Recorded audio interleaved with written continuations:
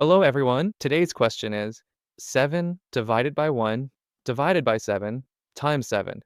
So first, 7 divided by 1 is 7.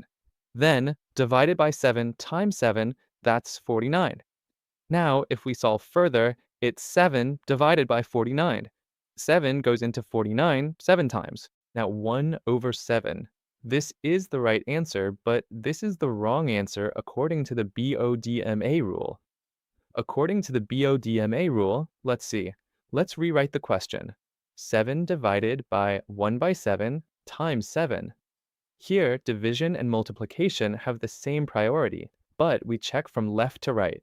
Whatever comes first from the left to the right, division gets the first priority and multiplication gets the second priority. So 7 divided by, now here, 7 divided by 7, 1 by 7.